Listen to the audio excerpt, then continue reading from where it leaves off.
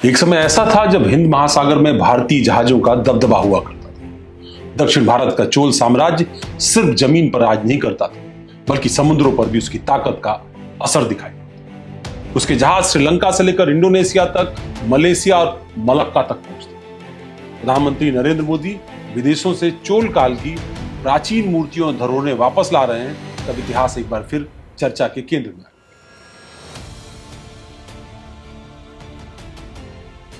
क्या यह सिर्फ चोरी हुई मूर्तियों की वापसी है, या फिर भारत हिंद महासागर में अपनी खोई हुई ताकत और पहचान वापस लेने की तैयारी कर रहा है? नमस्कार दोस्तों, मैं हूं अवनीश विद्यार्थी और आप देख रहे हैं ब्रेकिंग ट्यूब। सवाल आज सिर्फ इतिहास का नहीं है, ये सवाल जियो पॉलिटिक्स, समुद्री राजनीति और चीन की बढ़ती हुई ताकत का है। इंडो पैसिफिक राजनीति और भारत की नई वैश्विक महत्वाकांक्षाओं से भी जुड़ा, क्योंकि अगर आप ध्यान से देखें तो पाएंगे भारत आज जिस इंडो पैसिफिक रणनीति को आगे बढ़ाने की बात कर रहा है, उसकी जड़ें हजारों साल पुराने चोल साम्राज्य के इतिहास में। 11वीं सदी यूरोप का बड़ा हिस्सा राजनीतिक अस्थिरता और संघर्षों में उलझा हुआ, लेकिन दक्षिण भारत में एक ऐसा साम्राज्य उभर कर सामने आ चुका था जिसने सिर्फ जमीन पर नहीं बल्कि समुद्रों पर भी अपना प्रभुत्व स्थापित करके दुनिया को चुनौती दी।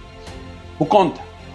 वो था चोल साम्राज्य। चोल साम्राज्य के शासक सिर्फ राजा नहीं थे, वो एक तरीके के बड़े वैश्विक रणनीतिकार थे, नौसैनिक कमांडर और व्यापारिक मार्गों को नियंत्रित करते। राजराजा चोल प्रथम और उनके पुत्र राजेंद्र चोल प्रथम ने दक्षिण भारत को ऐसी समुद्री ताकत में तब्दील कर दिया जिसकी गूंज श्रीलंका से लेकर इंडोनेशिया तक सुनाई देती। इतिहासकार के नीलकंठ शास्त्री ने चोलों को इंडियाज ग्रेटेस्ट मैरीटाइम पावर कहा।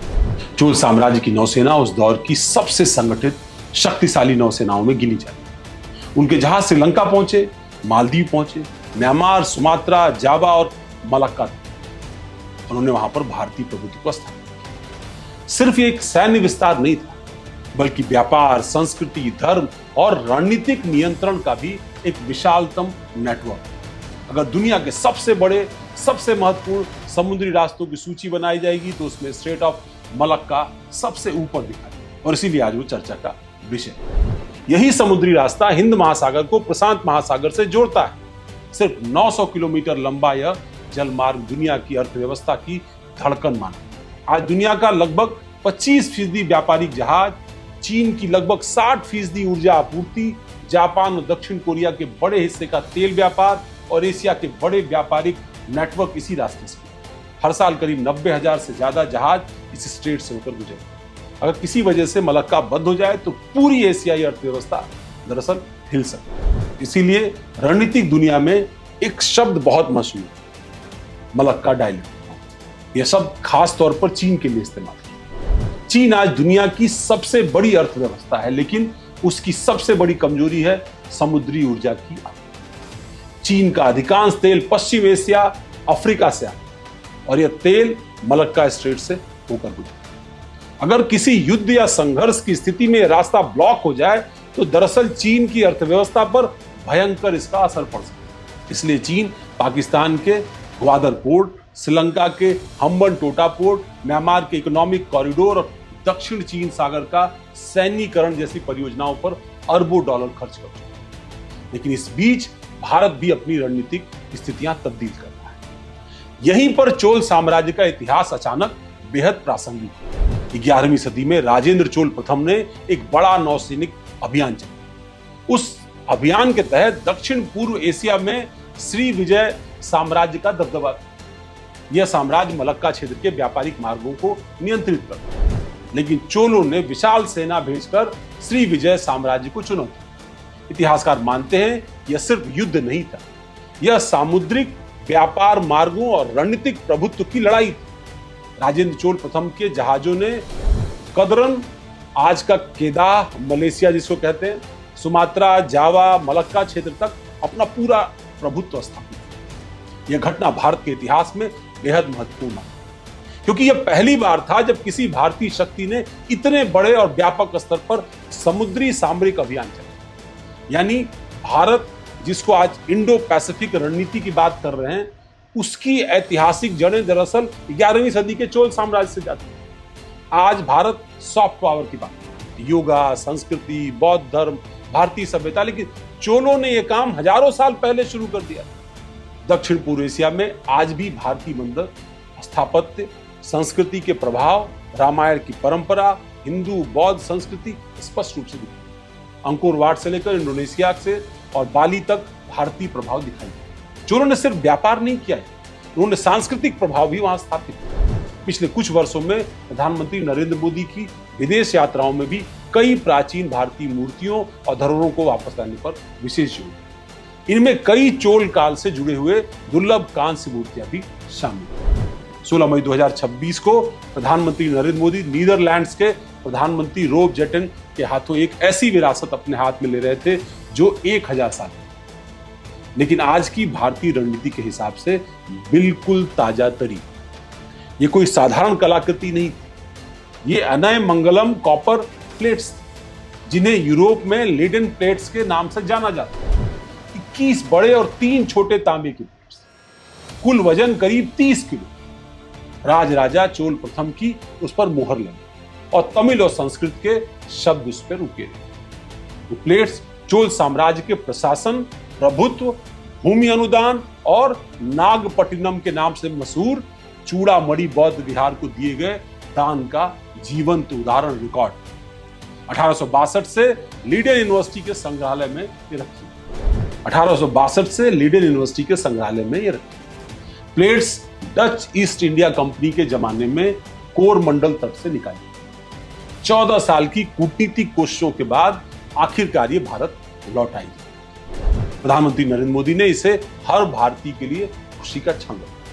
यही नहीं, कई देशों से भारत के चोल कालीन कलाकृतियों को वापस लाने का काम चल रहा है और कई सारी वापस भी मिली। अब सवाल उठे कि सरकार इन धरोहरों की वापसी को इतना महत्व क्यों दे रही है।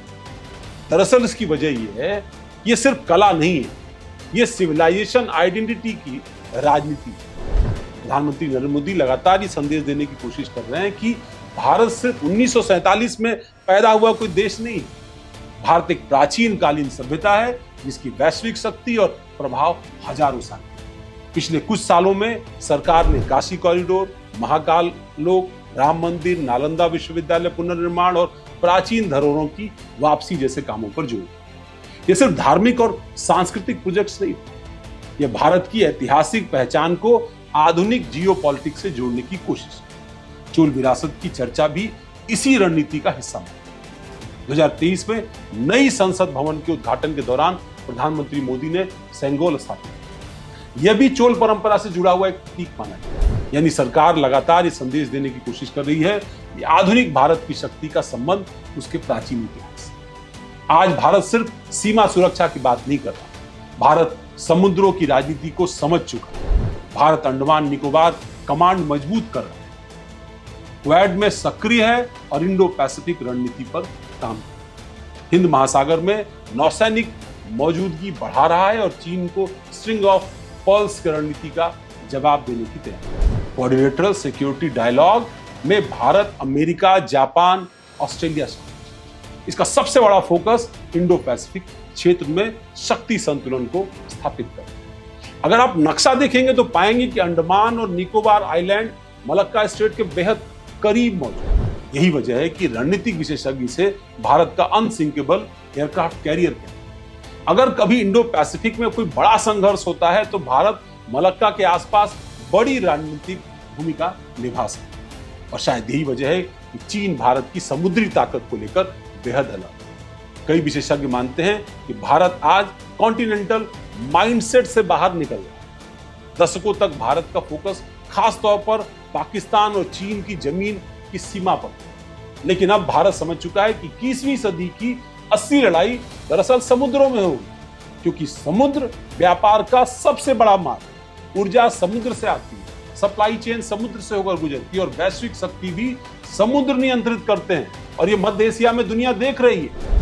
यही वजह है कि चोल साम्राज्य की चर्चा अब सिर्फ इतिहास की किताबों तक सीमित नहीं है, लेकिन क्या भारत सच में चोलों जैसी समुद्री ताकत फिर से पा पाएगा? ये सवाल बेहद महत्वपूर्ण है। भारत की नौसेना तेजी से आधुनिक हो रही है। देश एयरक्राफ्ट कैरियर, परमाणु पनडुब्बियों और आधुनिक युद्धपोतों पर निवेश बढ़ा है।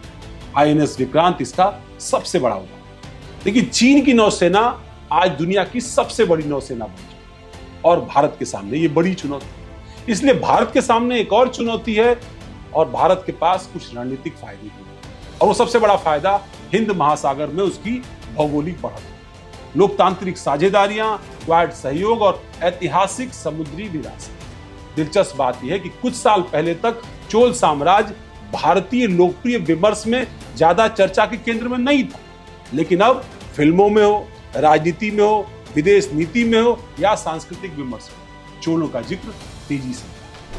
पोन्नियन सेल्वन जैसी फिल्में और उसके सीक्वल में भी चोल इतिहास की कई बार चर्चा हुई और वो नई पीढ़ी तक पहुंची। अब चोल सिर्फ इतिहास का हिस्सा नहीं है, बल्कि इंडियन स्ट्रेटेजिक इमेजिनेशन का भी हिस्सा बनते जा रहे हैं। हजारों साल पहले चोल हिंद महासागर में सक्रिय थे, मलक्का तक प्रभाव रखते थे, दक्षिण पूर्व एशिया से जुड़े थे और आज भारत इंडो पैसिफिक में सक्रिय।